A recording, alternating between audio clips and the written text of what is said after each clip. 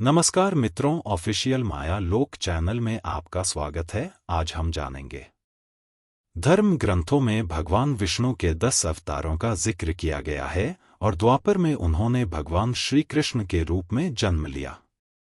भगवान श्री कृष्ण के इस अवतार ने लोगों को धर्म के साथ ही कर्म का भी ज्ञान दिया।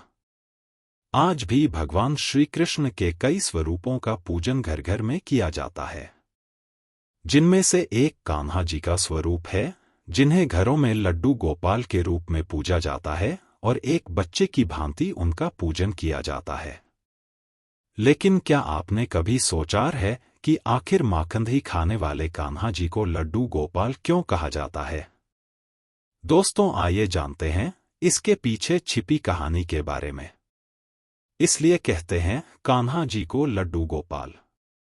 पौराणिक कथाओं के अनुसार ब्रज भूमि में भगवान श्री कृष्ण के परम भक्त कुंभनदास रहा करते थे और उनका एक बेटा था, जिसका नाम रघुनंदन था। कुंभनदास भगवान श्री कृष्ण के परम भक्त थे और उनकी पूजा आराधना में व्यस्त रहते थे। भक्ति में लीन रहने की वजह से वह अपना घर और मंदिर छोड़कर कहीं जाते भी नहीं थे। एक बार कुंभनदास को वृंदावन से भागवत कथा का निमंत्रण आया और वह चाहकर भी उसे इनकार नहीं कर पाए। उन्होंने कथा में जाने का मन बनाया और अपने बेटे रघुनंदन को भगवान श्री कृष्ण की पूजा पाठ की पूरी जिम्मेदारी सौंप दी। साथ ही यह भी कहा कि शाम के समय कान्हा जी को भोग जरूर लगा देना।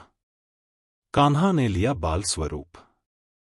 पिता के कहे अनुसार रघुनंदन ने पूरे विधि विधान से श्री कृष्ण की पूजा की और उन्हें भोग लगाने के लिए थाली रखी। जब रघुनंदन ने भोग की थाली परोसी तो देखा कि वहीं सामने एक छोटा बच्चा बैठा हुआ है। इसलिए उसने सोचा कि बच्चे को स्वयं अपने हाथों के खाना खिला देता हूं, लेकिन ऐसा नहीं हुआ, बल्कि वह बच्चा जोर जोर से रोने लगा। रघुनंदन को लगा कि कहीं कान्हा जी उससे नाराज तो नहीं हो गए। तभी बच्चे की रोने की आवाज सुनकर श्री कृष्ण से भी न रहा गया और वह स्वयं बाल स्वरूप धारण करके रघुनंदन के सामने आ गए। रघुनंदन ने उन्हें प्रणाम किया और भोग की थाली नीचे रख दी।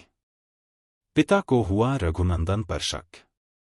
रघुनंदन द्वारा परोसा गया पूरा भोग भगवान श्री कृष्ण ने ग्रहण कर लिया और उसे आशीर्वाद देकर अंतर्ध्यान हो गए। जब कुंभनदास घर वापस आए तो उन्होंने देखा कि भोग की थाली खाली है, जिसे देखकर वह हैरान हो गए। दोस्तों, उन्हें लगा कि शायद बेटे को भूख लगी होगी और इसलिए उसने यह भोग खा लिया। लेकिन अब ऐसा रोजाना होने लगा और रोजाना भोग के बाद थाली साफ हो जाती थी। कुंभनदास ने देखा कि उनका बेटा रघुनंदन अब श्री कृष्ण की पूजा में उनसे ज्यादा दिलचस्पी ले रहा है। एक दिन वह रघुनंदन को पूजा करते हुए देखने के लिए दीवार के पीछे छिप गए।